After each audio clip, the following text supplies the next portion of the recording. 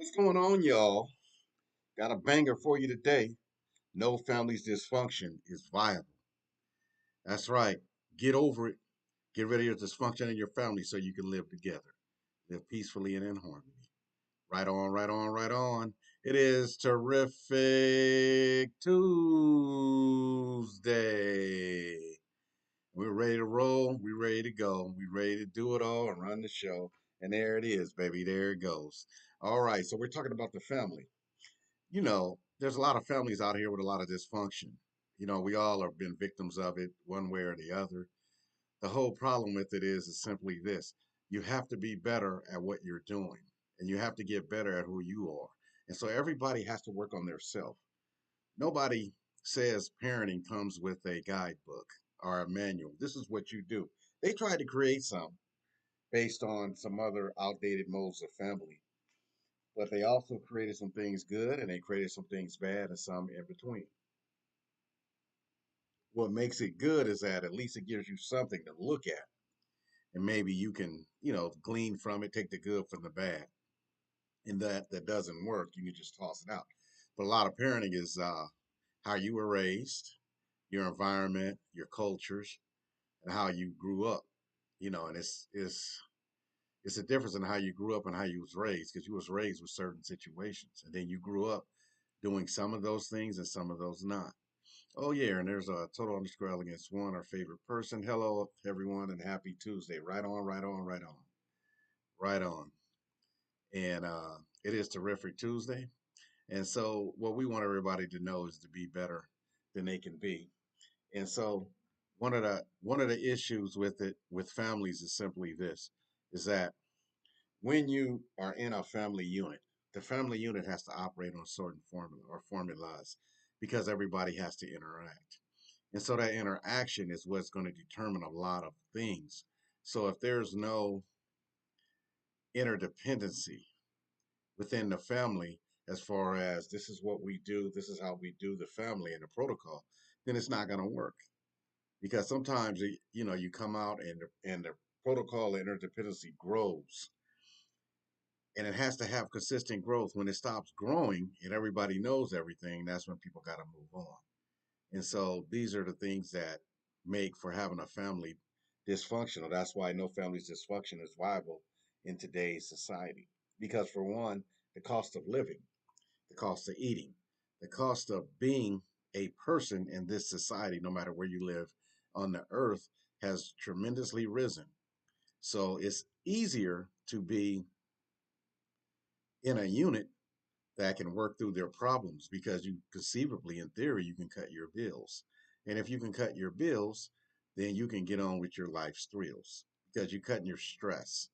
So a lot of things where people live each other, we got different personalities, different, archetypes within that family unit, and it has to run a certain way. It's not going to always run smooth because people living with other people is always going to have issues and relatable issues. But as long as they keep constantly getting worked on, those works in progress. And so if those issues can constantly be worked on, like we say a whip, man, we got a chance of having a fully functional and actual family. You're gonna have issues and problems. That's just human nature.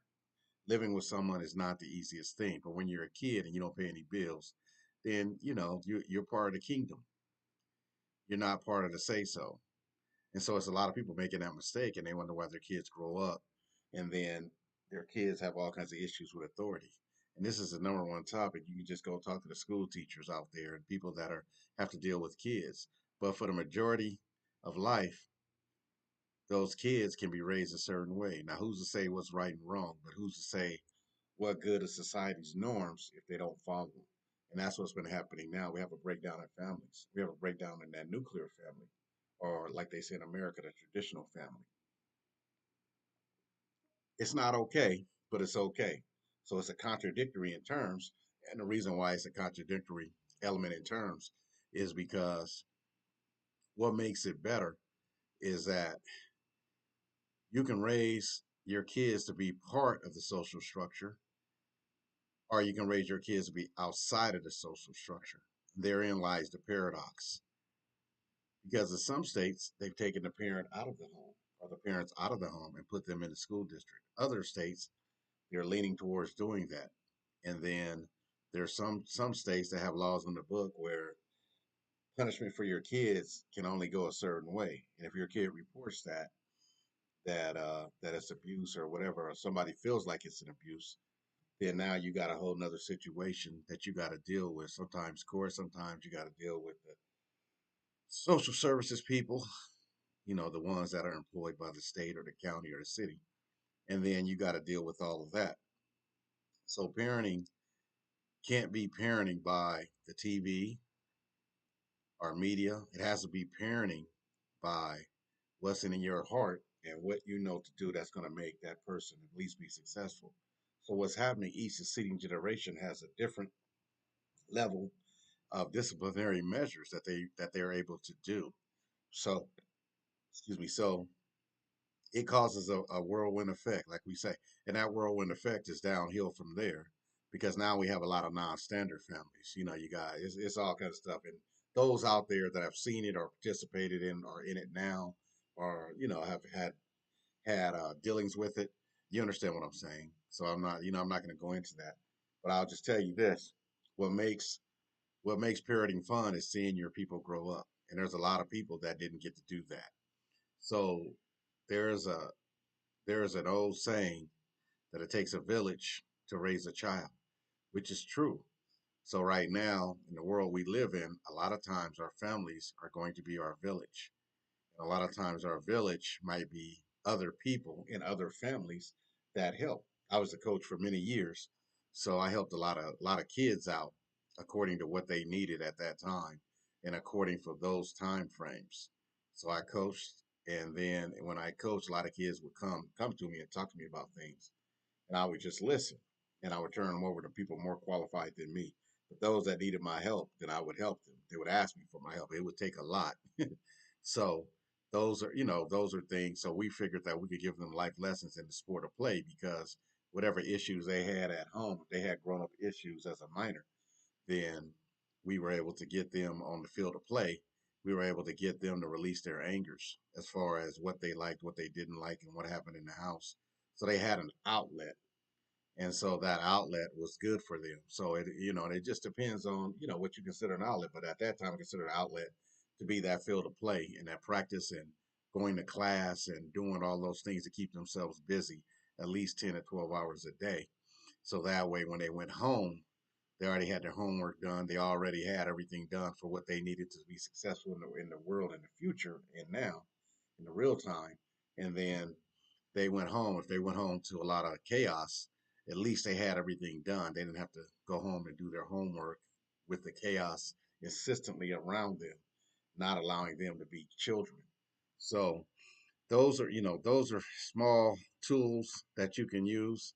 Um, and I'm not saying it's the know all be all. I'm just saying that that's a way to do it. So in your family, if you got some kind of dysfunction, or you got people divorcing, or you got family members against family members, which is quite common nowadays, then you have to figure out a way to work this out in progress. You can't sweat the small stuff. It's the bigger picture. It's the holistic picture that you have to look at. And the reason why you got to look at that is because it's the only thing that's going to sustain your family in the end. A lot of families only come together behind a major climatic event, sometimes because they're so busy, excuse me, there, and other times because that's just the way their schedules are. And so you got to make time for the family unit. It's very important, no matter what it is, even if it's just an hour a day. Start off with 15, 20 minutes, whatever you need to do. So it's different out here, and the difference is a lot of the families are being raised, like we said, by media, even the kids and the parents. So a lot of people are not trusting themselves because they've been beat down so much in the public eye or in the public or at their jobs. And it's all a combination that they come home, they're just too tired to give a lot of their kids what they need. The kids feel slighted, they rebel, and whatever else have you. But it's important that you spend time. It used to be around a dinner table. I grew up, it was around a dinner table. And then my people, they coached. So I went out when I was a kid, I went out with them to practices. And I just stayed out of their way, but I could always see them within eye distance, and they could always watch me within eye distance. So I had a real interesting childhood. I had 3 meals, 2 snacks, and I had all the love in the world. And so I grew to be the person that I am today. My parents did the best they could do. My grandparents did the best they could do. And that's all you can ask for as a child. So a lot of times, um, people feel slighted from their childhood and they take it into adulthood, and then they have those issues that go into their relationships. So that's the whole thing, is about overcoming what isn't right or what doesn't sit well with you and understanding why. Some people go get help, some people use prayer, some people use a combination thereof. A lot of people just, they hold things and then they hold it in their heart and they realize that they're missing life when they get older. So it's important that you take care of whatever issues you have with whatever person before they leave this earth, and that they take care of those issues with you before they leave the earth. So it's very important. So that's why the family unit is still very much an important factor in help to keep the country strong. Without families, you don't have a strong foundation for a country. So no matter what people out here talking, they got issues with that person, this person, they got issues with themselves, and they can't live with nobody else. That's just it's something that doesn't help the country. It doesn't help the neighborhood, and we have a lot of people walking around here that don't have family, and that's a hurtful thing, because on holidays and different days and different things, you want to have people around you that you can share it with. And it's important, no matter how much you make, how much you have, don't have, no matter what you do, you still need your family. Sometimes families got to go through this growing process for a whole generation. It takes a new generation to come in and slice and dice through all the nonsense from the previous generations to keep that family together. Or if somebody dies or passes on or has a sickness, then sometimes the families fall apart. Excuse me. So one thing about a family falling apart is they can be put back together, but everybody has to be willing participants. They can't hold grudges. If someone is dying, you can't hold a dying person's grudge that is no longer here on earth, and you're stuck here on earth left with it. Now, if it's something that happened and it was never solved, you need to try to get it solved. And then if it don't get solved, you need to say your prayers and find out when the right time is to get it solved, if it's not solved at all. And if it is not solved at all, then guess what? You just put it in other people's lives. And so now it grows into another mythology, a dysfunctional situation within the family. So that's what you're trying to avoid. And, it's like that. And this is common sense. It doesn't take a therapist or anybody to tell you what you know about yourself is being wrong, or what you know about yourself is dealing with what you need to do. And no offense to those people in those fields. I understand it right now. That seems to be a growth industry here in America. And there needs to be a sample or a survey taken of how many people grew up with broken hearts because their family got split up and different things, and how it affected them, and how there was only one side of the story told. And that's what we have a lot of.